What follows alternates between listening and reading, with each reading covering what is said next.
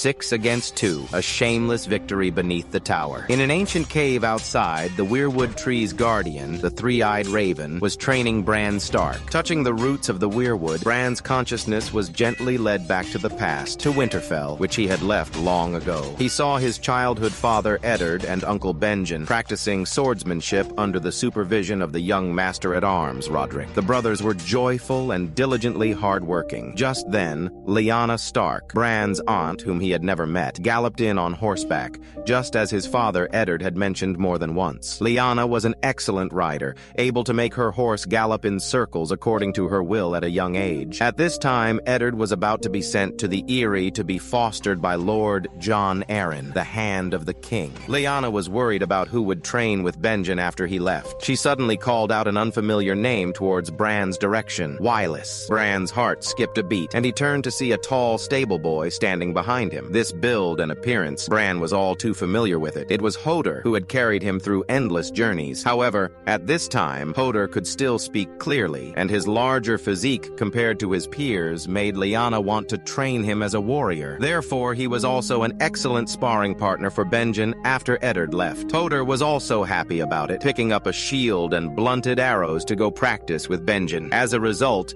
before he could even finish his stance, the young old Nan angrily came and pulled Hodor's ear away. She didn't want this simple and honest child to become a warrior, because as long as he remained a stable boy, he could always stay safely by her side. This silent warmth made Bran linger for a long time. He would rather live forever in this illusion, forgetting the troubles and pain of reality. But the three-eyed raven forcefully took him away, because if he stayed in the illusion for too long, he would become completely immersed and unable to find his true self in reality again. Bran then turned to ask Hodor beside him what had happened to the former Wyllis that he had become like this today. But Hodor just shook his head in confusion. Even if he wanted to explain, he didn't have the ability. Bran then came to the outside of the cave again, wanting to share the joy of what he had just seen in the past with Meera. But Meera was still immersed in the grief of her brother Jojen's recent death, unable to extricate herself. She questioned that their arduous journey to this place was merely to pass the time for Bran to glimpse the past. However, Leaf, a child of the forest nearby, revealed to Meera that Bran would one day leave this cave, leave the protection of the weirwood and the three-eyed raven, and at that time, she would still need Meera's help. Soon after, Bran once again entered the river of history under the guidance of the three-eyed raven. They arrived at the Tower of Joy in Dorne, where Robert's rebellion had just ended. The young Eddard, with 5 of his companions, came here to find his sister Lyanna Stark, who had been abducted by Rhaegar. But even though Rhaegar had died at the Trident, 2 Kingsguard of House Targaryen, the legendary Sir Arthur Dayne, the Sword of the Morning, and the Kingsguard captain Sir Gerald Hightower, the White Bull, still obeyed the Crown Prince's orders and guarded the Tower of Joy, allowing no one to approach. The three-eyed raven told Bran that one of the companions walking beside Eddard was Howland Reed, Meera and Jojen's father. Beneath the circular high tower, in front of the Crimson Standard of Dorne, the 2 Kingsguard stood in front of Eddard and his party. A sorrowful smile hung on the corner of the Sword of the Morning's mouth. Without extra words, he simply wished Eddard good luck in the coming fight. Then, without explanation, he put on his helmet and drew his greatsword, ready to fight. Eddard's companions also stepped forward alongside him, wielding their swords 6 against 2. The battle erupted instantly. Howland Reed, not skilled in combat,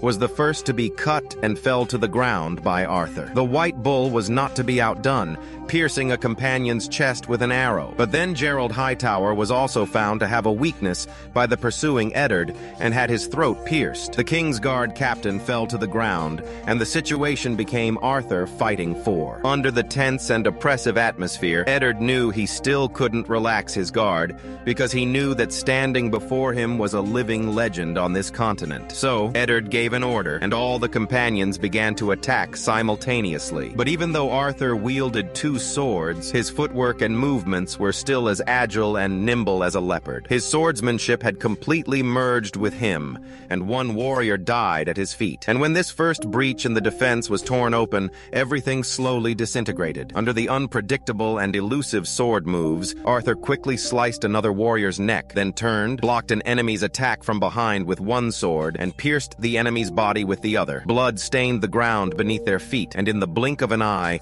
only Eddard remained on the field, confronting the Kingsguard. It seemed like a fair one-on-one, but even Bran, watching from the side, knew that his father Eddard was definitely no match for the Sword of the Morning. Although he was not completely defenseless, he was only barely parrying, always on the verge of being unlucky. Bran was full of doubts, because in all the stories he had heard, his father ultimately defeated Arthur Dayne and survived. But why did the current facts seem so different? And just as Bran was still full of doubts, Howland Reed, who was severely wounded and lying on the ground, suddenly got up. Taking advantage of the shock of Arthur and Eddard's fierce battle, he suddenly drew a dagger and stabbed Arthur in the neck from behind. Everything became clear. The Sword of the Morning knelt on the ground, looking up at the Duke of Winterfell, known for his honor, standing before him. But Eddard did not speak. Instead, he picked up Arthur's sword, which was hanging on the ground, and decisively cut down this legendary swordsman. At this moment, a woman's scream came from inside the Tower of Joy. Hearing the sound, Eddard hurriedly rushed back. Bran also wanted to know what would happen next, so he couldn't help but follow. Bran couldn't help but follow, even calling out his father's name in urgency. Strangely, Eddard suddenly stopped, as if he had really heard something, and looked back. But after not finding anything, he turned and left again. Bran wanted to continue into the Tower of Joy with his father, but the three-eyed raven instantly brought him back to reality. Bran was very angry because she believed her father must have heard her call. However, the raven only said that whether she heard it or not, everything that had happened in the past was already decided. As long as the cause and effect had not yet arrived, Bran had to obey the rules. If she stayed in this time for too long, she would never be able to return. And to truly glimpse the secrets of this world, Bran still had a long way to go. She had to learn how to forget her Stark identity, how to forget her emotions about Bran, and how to truly become the new three-eyed raven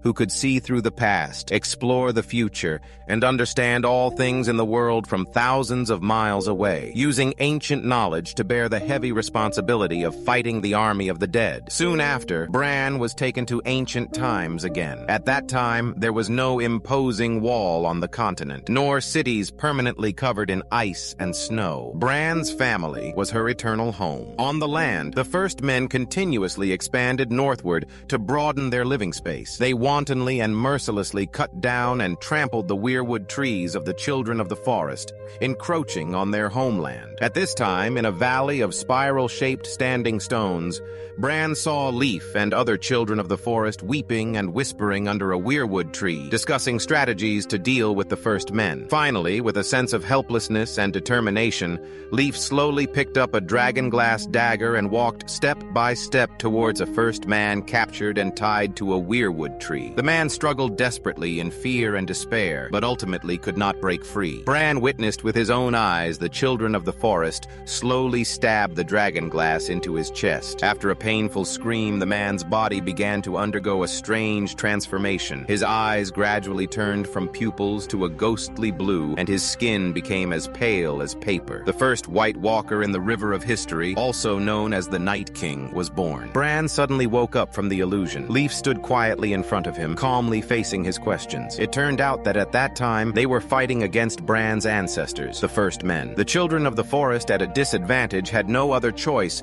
and finally resorted to this desperate measure. However, they created the Night King but could not control him, leading to this great disaster that threatened the world. Now, it is impossible to distinguish right from wrong. The Night King has returned, and the Green Seers must prepare as quickly as possible.